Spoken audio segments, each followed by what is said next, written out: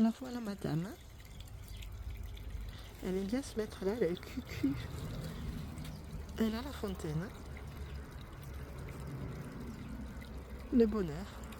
Moi je suis toujours en temps roué. Et là on a bébé miracle ici.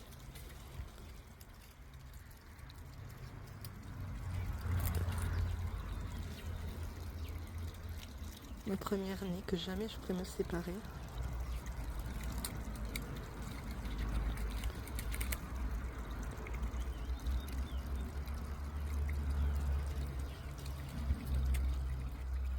Alors si on filme là-bas, il y en a une ici. Et ensuite, là-bas. Le mec que j'avais laissé dehors parce que des fois il embête trop les femelles, comme j'ai plus de bébé, je l'avais laissé au jardin, là-bas. Voilà. Et j'ai oublié de le remettre dans le parc pour la nuit. Et du coup, il a crapahuté à savoir que mon terrain, il est tout bien fermé partout. Bon là c'est pour le parc, mais derrière à l'extérieur on a un grillage, plus un autre grillage à poules, un grillage comme ça, plus un autre grillage à poules, plus un mur qui est haut.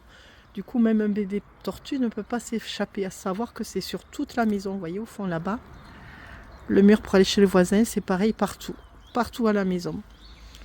Du coup ils ne peuvent pas s'échapper les tortues, je le sais, donc je ne m'affole pas quand j'en oublie une. Des fois je les sors exprès dans le jardin pendant 4-5 jours, elles vadrouillent, elles font leur train-train. Les femelles, quand je les appelle, elles viennent, mais lui ne vient pas. Sauf que monsieur, il a senti, il sait où est le parc, du coup, il est revenu tout seul vers le parc, tout à l'heure quand je buvais le café. Un cochon, lui c'est un sauvetage. Là j'ai dû, fallait que j'amène chez le veto pour limer son bec parce qu'il ne pouvait plus manger, je l'ai fait moi-même. Et sa carapace va mieux, il était drôlement déformé. C'est la fifi.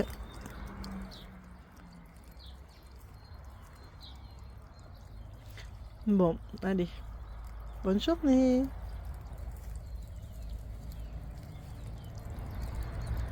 Elle est là. Là-dessous, c'est une caisse et une serre en bois que j'avais acheté. À l'intérieur, dans la terre, j'ai creusé. J'ai mis un grillage tout au fond avec des cailloux sous le grillage tout au-dessous. Par-dessus, j'ai remis de la terre, des feuilles de chêne, de la paille. Et j'ai couvert. Et à l'entrée ici, là, c'était fermé, parce que c'est une serre, normalement il y a des vitres. J'ai fait un passage pour les tortues. Voilà, et ça se lève. J'ai mis ça pour éviter trop de chaud, trop de froid. Et là-bas, c'est une cage à lapins, une grande cage à lapins sur pied. Là, j'ai laissé les pieds. Dessous, j'ai mis plein de cailloux pour pas que l'humidité monte, ni qu'il y ait des merdes qui se mettent dessous. Je laisse ouvert, mais je peux le fermer. Et j'ai mis des cailloux et elle grimpe. Principe, si j'appelle la Fifi, elle sort. C'est qui elle? Je crois que c'est Speedy. Speedy! Speedy! Quand on dit que les tortues c'est bête et que ça... Voilà. Et moi, mes tortues, elles sont apprivoisées, elles me connaissent et quand je les appelle, elles viennent. Là, vous allez voir. Speedy! Fifi! T'es où?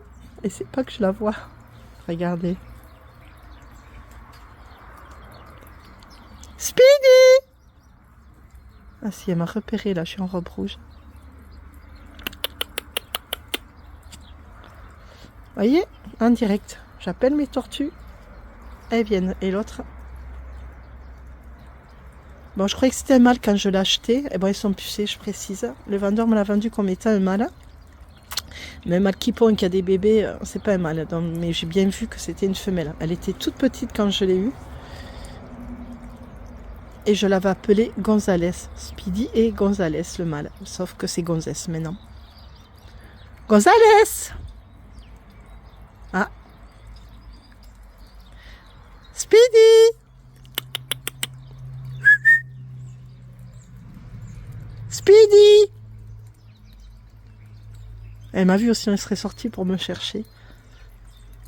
Bonne journée!